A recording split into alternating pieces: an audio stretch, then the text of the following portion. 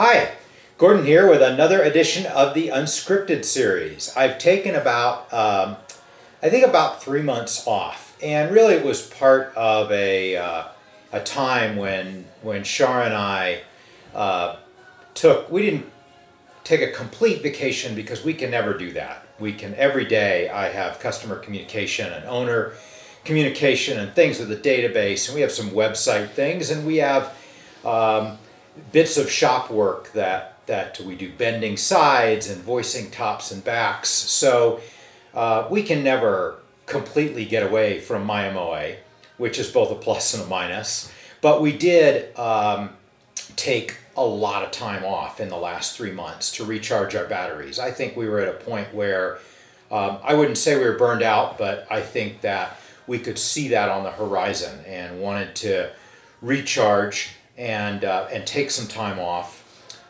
before the burnout got to a point where we couldn't do anything about it. And I think we recognized, we recognized some of the symptoms. It's an interesting, evolution. I think in the early days of Mya-Moe, everything was new and exciting. And while there were frustrating things, you had this balance of the exciting things. And now the newness is worn off, no question about that. And people have asked that question: how do you keep yourself, engaged? And I've given different answers at different points of our evolution, but I guess it's just take it one day at a time and try to be in touch with how we're feeling and how we're doing and make some corrections if necessary. And what we found was that the normal frustrations that you just have to run into. I mean, we deal with a couple hundred new owners every year, or maybe 150 new owners every year. And, while the vast majority are wonderful to deal with, every once in a while there's somebody that can get you down. And, we found that we were getting overly affected by those sort of experiences, and it was starting to affect our attitude, and maybe mine more than Shar's. And so anyway, we decided that we should take a bit of time off and make some adjustments. And so we did that. Part of that was not doing the unscripted for a while, and I'm not going to return to doing it every week, but I do have a number of things that have been bubbling around in my head, so I will be doing unscripteds from time to time. I feel like it's funny, though this is mostly a one-way communication, I feel like I've lost touch with you a bit, and so it's nice to be out there and reconnect. We've made a few changes at Mya-Moe, nothing huge. Let's see, Ben's wife Heather, that, as you know, if you watch the Birth of a Mya-Moe series, did our fret nibbing, is taking on more responsibilities for a variety of activities in town, in Hood River.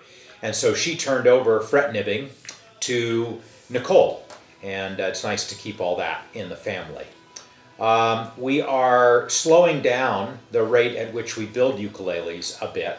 Won't affect Aaron at all. It's funny, at one point I talked about maybe slowing down, and I saw some chatter and people saying, but what about Aaron and what will he do? And it was interesting that there was an inherent assumption that if we were going to slow down, Aaron would be affected, but that's not in fact the case at all.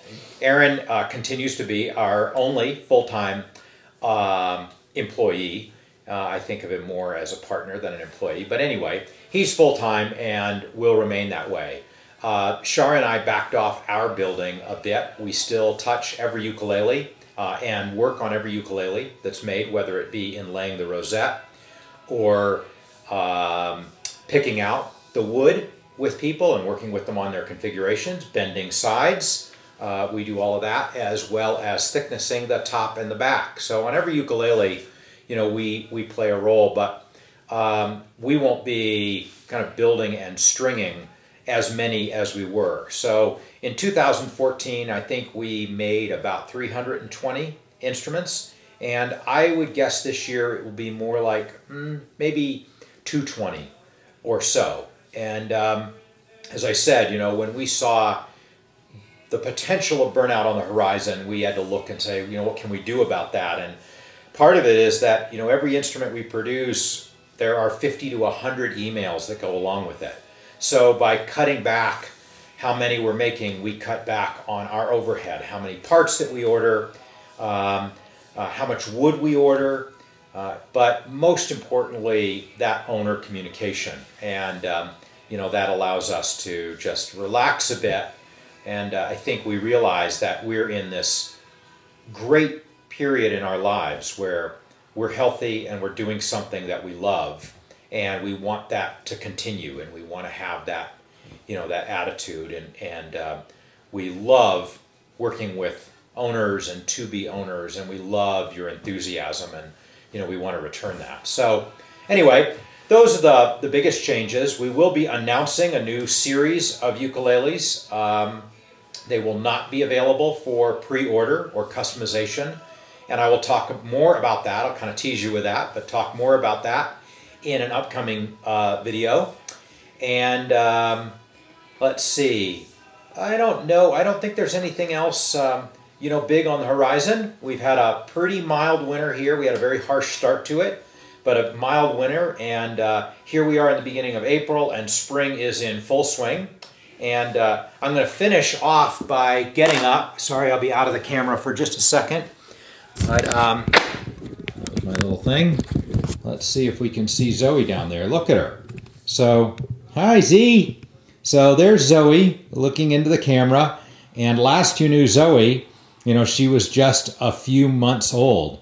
And now she's probably 8 or 9 months old. April, May, June, July. So I think she's coming up on 9 months, but is almost full grown. We're going to go weigh her today, but I think she weighs probably 80 or 90 pounds even.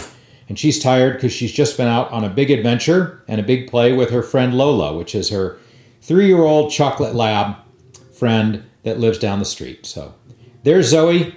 Hey, it's great to be back with y'all and the Unscripted, and I'll see you next week. Bye-bye.